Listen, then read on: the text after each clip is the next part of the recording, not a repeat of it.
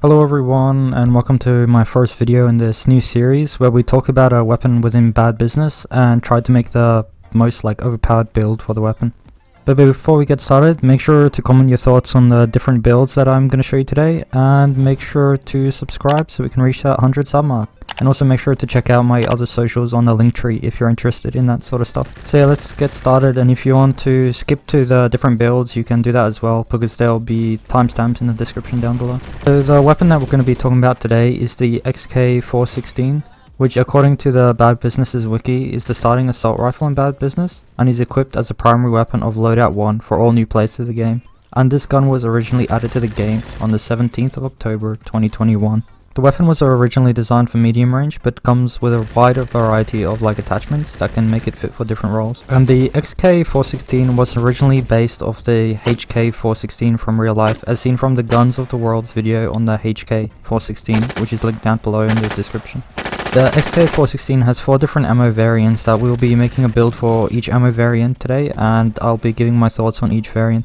These variants include the 5.56, which is the default ammo type and is effective at medium range, the 7.62, which is more effective at long range, the .300 Blackout, which is effective at shorter ranges, and the last one is the 9mm rounds, which is more effective at shorter ranges as well. So let's get more in depth with the gun, starting off with the 5.56 ammo type, which is said to be more effective at medium ranges. The default recoil is very manageable at medium range, so I don't think it's necessary to try and add attachments for more recoil control. And the default iron sight is actually not bad for medium range and does not cover much of the screen. The only problem with the default gun is ammo count, as I'm an average player and I can only get around 2 kills with one magazine.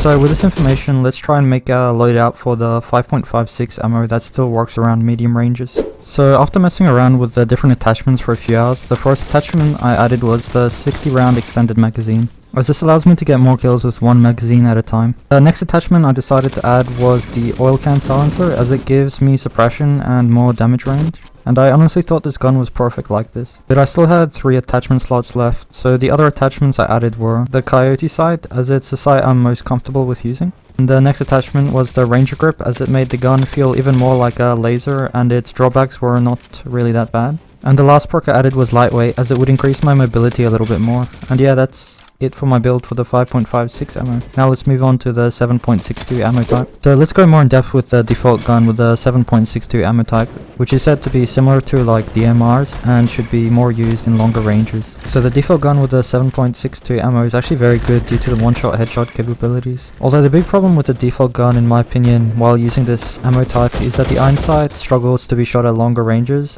and the one-shot headshot damage range is quite short. So with this information, let's try and make a loadout for the 7.62 ammo that still works at longer ranges. So the first thing that I needed to add to this gun was a sight that could be used for long ranges, but not incredibly long ranges like a sniper scope. So the scope that I ended up picking was the ACOG sight, because after using all the different long range scopes, the scope I was most comfortable with using was the ACOG sight. I then gave it a marksman barrel for the extra drop off range, so it could one-shot headshot from further. And then I changed the 10 round magazine for a 20 round magazine, as in my personal preference I always choose bigger magazines over small ones.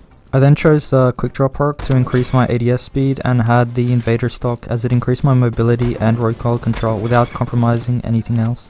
And yeah, that's my build for the 7.62 ammo. It's probably my least favorite build out of all of them, because I don't like the slow fire rate, like the DMR type fire rate. But yeah, anyway, let's move on to the .300 Blackout ammo type. So yeah, let's go more in depth with the default gun with the .300 Blackout ammo type, which is said to be more used in medium to short ranges. The default gun with the .300 Blackout ammo is only manageable at short ranges due to its insane recoil, although it does do way extra damage, so the kill time is a lot smaller than the 5.56 ammo type.